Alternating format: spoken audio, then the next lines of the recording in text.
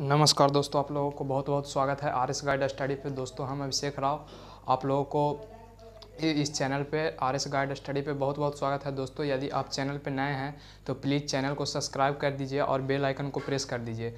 दोस्तों 20 तारीख से बिहार बोर्ड का सेंटअप एग्ज़ाम होने वाला है, जिसमें दोस्तों काफ़ी सारे कमेंट आ रहे थे कि सेंटअप एग्ज़ाम पे जो वीडियो है उसको डालिए।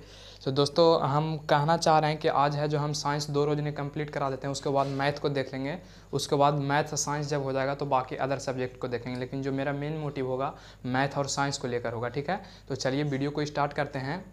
यदि वीडियो अच्छा लगेगा तो प्लीज़ लाइक करिएगा एंड चैनल को सब्सक्राइब करिएगा। ठीक है, चलिए वीडियो को स्टार्ट करते हैं।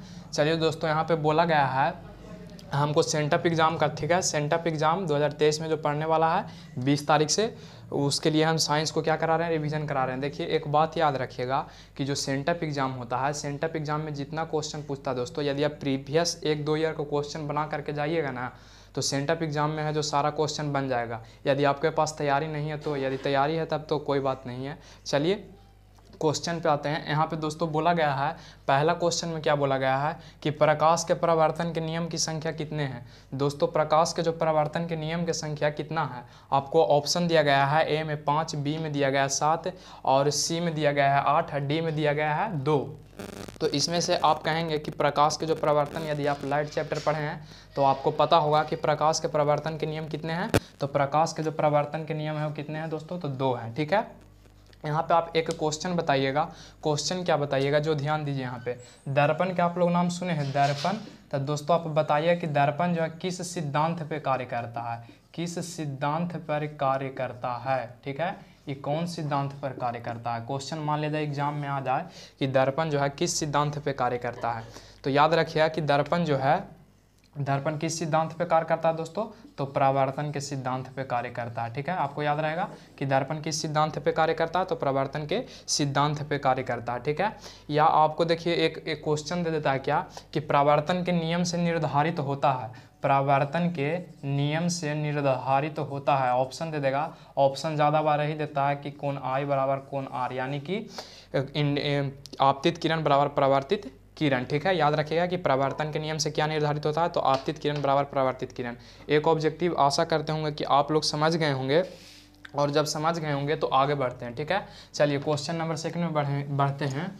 यहाँ पे ध्यान दीजिएगा, सेकंड में क्या बोला गया है, जो समझ लेते हैं थोड़ा। चलिए दोस्तों अब सेकंड में बढ़ेंगे। तो सेकंड में बोला गया आपको कि प्रकाश का वेग सबसे अधिक किस में होता है। क्वेश्चन नंबर 2 में बोला गया है कि प्रकाश का वेग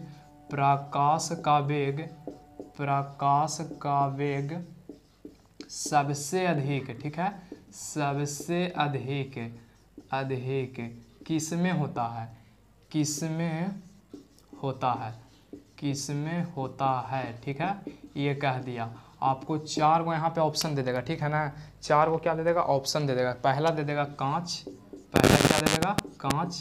दूसरा दे देगा मिट्टी, तीसरा दे देगा हवा और चौथा दे देगा आपको निर्वात। क्या दे देगा, निर्वात। ठीक है, चलिए तो यहाँ पे अब हमको क्वेश्चन क्या बोला गया है कि प्रकाश का जो वेग है सबसे अधिक किस में होता है। ठीक है, तो ऑप्शन आपको दिया गया है, ए में दिया गया है कांच, बी में मिट्टी, सी में हवा और डी में निर्वात दिया गया है। तो याद रखिएगा कि प्रकाश के जो सबसे ज़्यादा वेग होता है किस में होता है, तो निर्वात में होता है। और निर्वात में प्रकाश का जो वेग होता है कितना होता है, तो याद रखिएगा कि निर्वात में जो प्रकाश का वेग होता है 3 × 10⁸ मीटर पर सेकंड होता है। ठीक है, निर्वात में प्रकाश का जो वेग होता है, यानी प्रकाश की जो चाल होती है कितनी होती है, 3 × 10⁸ मीटर पर सेकंड। दोस्तों आप लोग एक क्वेश्चन बताइएगा कि जो प्रकाश है, प्रकाश जो है कौन तरंग है। ठीक है, प्रकाश जो है कौन तरंग है, तो आप कहेंगे कि सर जी जो प्रकाश जो है एक प्रकार के अनुप्रस्थ तरंग है। कौन तरंग है, अनुप्रस्थ तरंग है। ठीक है, याद रखिएगा ये भी कि प्रकाश जो है एक प्रकार के अनुप्रस्थ तरंग है। कौन तरंग है, अनुप्रस्थ तरंग है। ठीक है, 2 क्वेश्चन आपको आशा करते होंगे कि समझ में आ गया होगा। पहला क्या आया कि प्रकाश का वेग सबसे अधिक किस में होता है, तो प्रकाश का जो वेग होता है सबसे अधिक निर्वात में होता है। और ये इसका निर्वात में चाल कितना होता है, तो 3 × 10⁸ मीटर पर सेकंड होता है। प्रकाश एक प्रकार के कैसा तरंग है, तो प्रकाश एक प्रकार के अनुप्रस्थ तरंग है। ठीक है, चलिए क्वेश्चन नंबर 3 में पढ़ेंगे। तो कहा गया कि वर्ण विक्षेपण की घटना किस उपकरण से घटती है। क्वेश्चन नंबर तीसरा में यहाँ पे बढ़ेंगे तो कहा गया है कि वर्ण विक्षेपण की जो घटना है किस में घटती है, ठीक है, यानी किससे घटना संभव है, ठीक है ना। ये कहेगा कि प्रकाश का वर्ण विक्षेपण किससे होता है। क्वेश्चन नंबर थर्ड में क्या बोला गया है कि प्रकाश का वर्ण विक्षेपण, ठीक है, वर्ण विक्षेपण किससे होता है, वर्ण विक्षेपण किससे होता है, ऑप्शन आपको 4 को दे देगा। ऑप्शन ए में दे देगा लेंस, ऑप्शन ए में दे देगा लेंस, बी में दे देगा मिट्टी, ठीक है, मिट्टी, सी में दे देगा दोस्तों प्रिज्म, सी में क्या दे देगा प्रिज्म, और डी में दे देगा दोस्तों आपको नन, क्या दे देगा नन, ठीक है। चलिए अब यहाँ पे क्वेश्चन हमको क्या बोला गया है कि प्रकाश का वर्ण विक्षेपण की घटना किससे घटती है। तो प्रकाश का वर्ण विक्षेपण का जो घटना घटता है दोस्तों आपको पता होगा कि किससे घटता है, तो प्रिज्म से घटता है, ठीक है। याद रहेगा कि प्रकाश का वर्ण विक्षेपण का जो घटना है किससे घटता है, तो प्रिज्म से घटता है। एक क्वेश्चन प्रिज्म से रिलेटेड और पूछता है, वो क्या पूछता है कि प्रिज्म में, क्वेश्चन क्या पूछता है कि प्रिज्म में, ठीक है, सतह की संख्या कितनी होती है, सतह की संख्या कितनी होती है जी आप बताइएगा। तो प्रिज्म में जो सतह की संख्या होती है दोस्तों कितना होता है, 5 होता है। आपको याद रहेगा कि प्रिज्म में जो सतह की संख्या होती है कितनी होती है, तो 5 होती है। आपको क्वेश्चन नंबर 3 तक समझ में आ गया होगा। अब हम 4 में चलेंगे। चलिए अब 4 में बढ़ते हैं, ठीक है। क्वेश्चन नंबर 4 में यहाँ क्या देखेंगे, तो 4 में बोला गया है दोस्तों कि सामान्य नेत्र के लिए थी स्पष्ट दृष्टि का न्यूनतम दूरी क्या है। सामान्य नेत्र के लिए, ठीक है, सामान्य नेत्र के लिए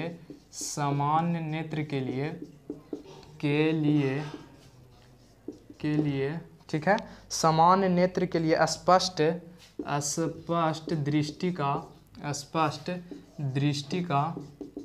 दृष्टि का न्यूनतम दूरी क्या है, न्यूनतम दूरी क्या है, ठीक है, दूरी क्या है।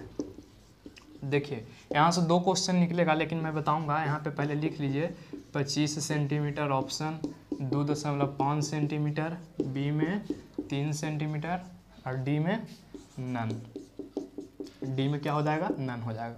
4 ऑप्शन आपको पास है।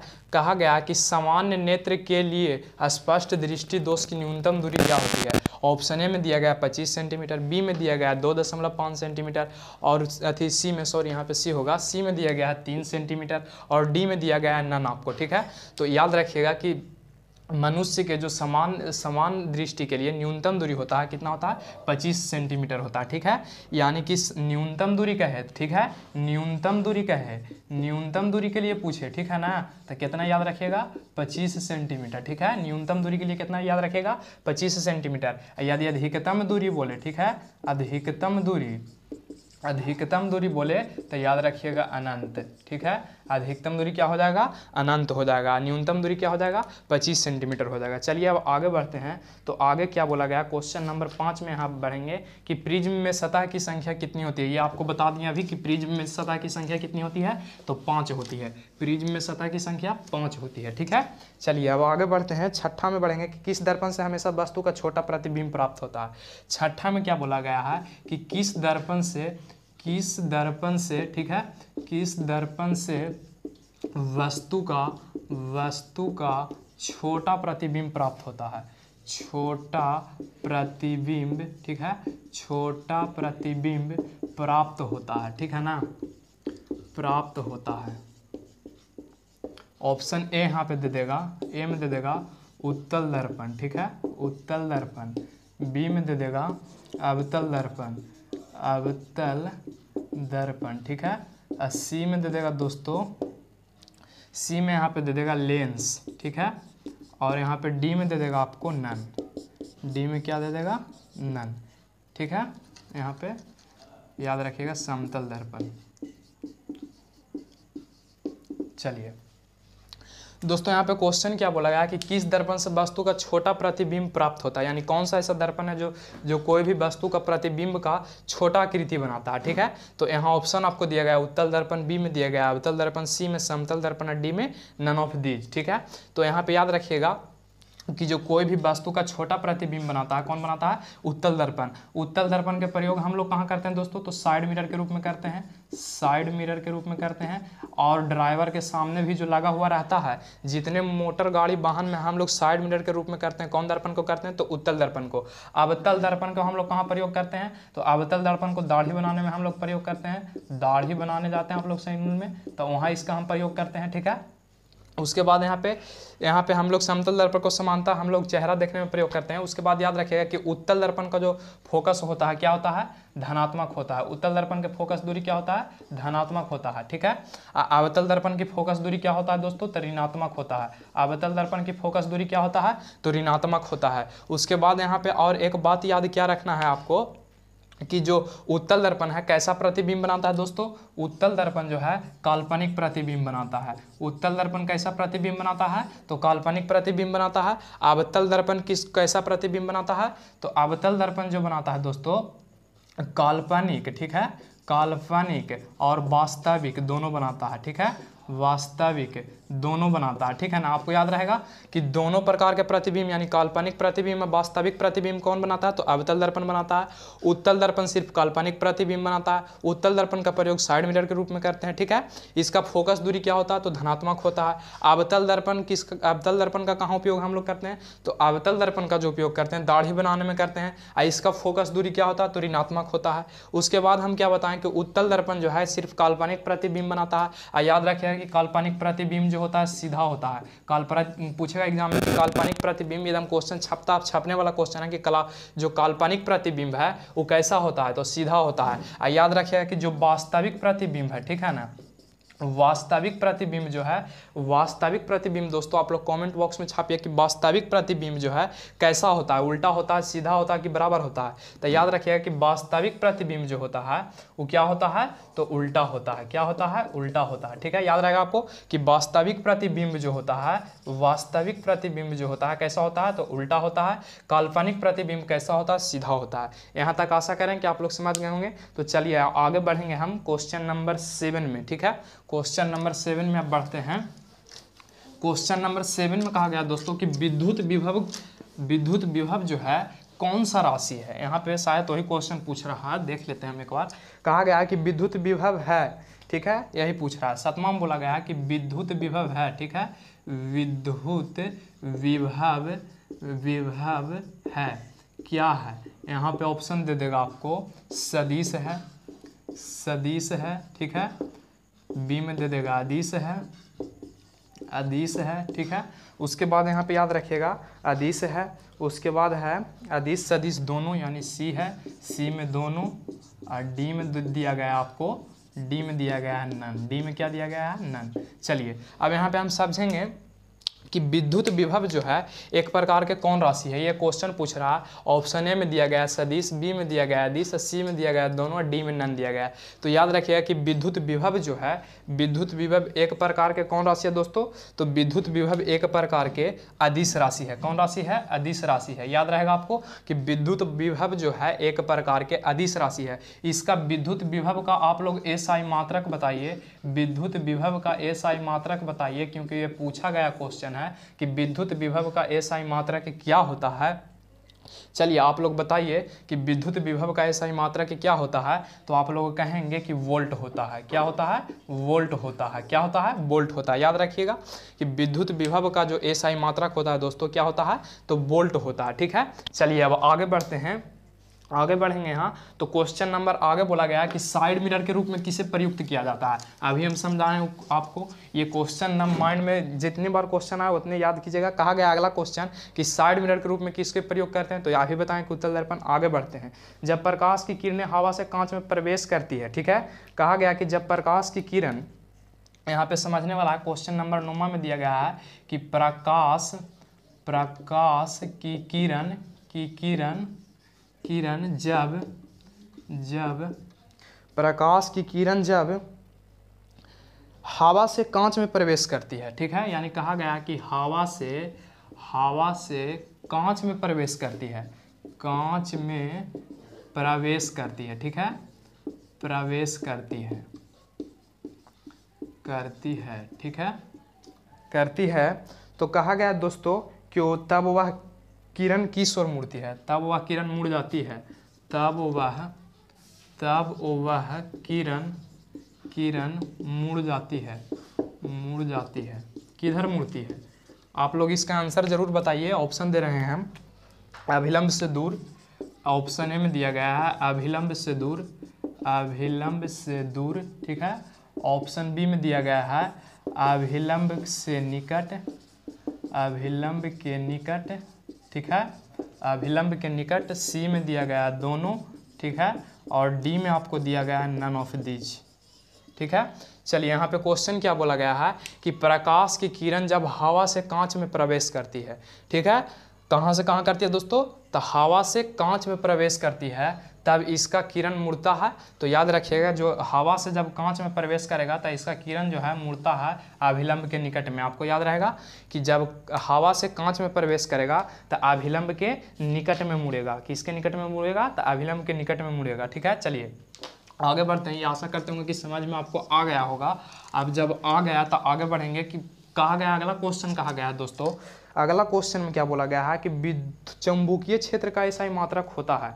ऑप्शन यहाँ क्वेश्चन नंबर 10वां में क्या बोला गया है कि चुंबकीय, ठीक है, चुंबकीय क्षेत्र का, ठीक है, क्षेत्र का एसआई मात्रक क्या होता है, एसआई मात्रक क्या होता है, ठीक है, क्या होता है। ऑप्शन आपको 4 वो दिया है, वो ऑप्शन को जरा हम लिख देते हैं। ऑप्शन क्या क्या दिया है, ऑप्शन दिया है दोस्तों आपको टेस्ला दिया है, वेबर दिया, ठीक है, टेस्ला, बी में दिया गया है वेबर, और सी में दिया गया है दोस्तों एम्पियर, ठीक है, एम्पियर, ठीक है, और डी में दिया गया है, डी में फायरेड, ठीक है, फायरेड, ठीक है, याद रखिएगा।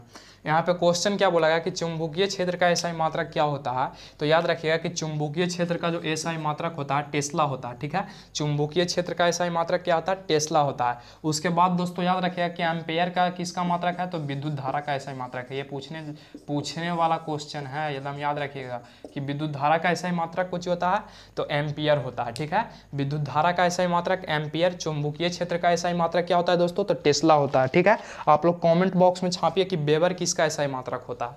आप लोग कमेंट बॉक्स में हमें बताइए कि वेबर किसका एसआई मात्रक होता है, ठीक है। तो चलिए आगे बढ़ते हैं। आगे बढ़ेंगे दोस्तों तो कहा गया है कि जूल पर कूलाम को कहा जाता है। अगला क्वेश्चन बोला गया है आपको, अगला क्वेश्चन में क्या बोला गया है जी देख लेते हैं थोड़ा।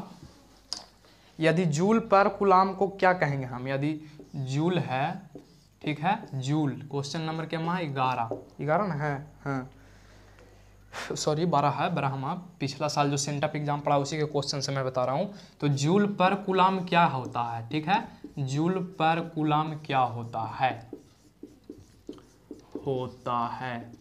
ठीक है। यहाँ पे ई कहा गया है। ऑप्शन में आपको दिया गया है वोल्ट, क्या दिया गया है, वोल्ट, ठीक है, और बी में दिया गया है दोस्तों एम्पियर, बी में क्या दिया गया है, एम्पियर, ठीक है, एम्पियर, ठीक है। सी में दिया गया ओम, सी में क्या दिया गया है, ओम, और डी में दिया गया नन, डी में क्या दिया गया है, नन।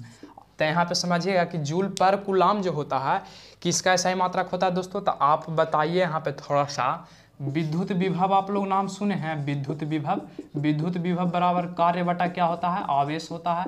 कार्य बटा क्या होता है, आवेश होता है कि नहीं होता है। कार्य बटा क्या होता है, आवेश होता है विद्युत विभव का। अब विद्युत विभव से निकलता है दोस्तों विद्युत विभव के एसआई मात्रक अभी हम बताए थे क्या होता है, वोल्ट होता है। विद्युत विभव के एसआई मात्रक क्या होता है, वोल्ट होता है। तो ये वोल्ट आया कहाँ से, तो कहेंगे कि कार्य के मात्रक जो हुआ जूल हुआ। कार्य का मात्रक क्या हुआ, कार्य का मात्रक जो जूल हुआ। आवेश का मात्रक क्या होता है दोस्तों, तो आवेश का मात्रक क्या होता है, कूलम होता है। क्या होता है, कूलम होता है। तो यही 1 जूल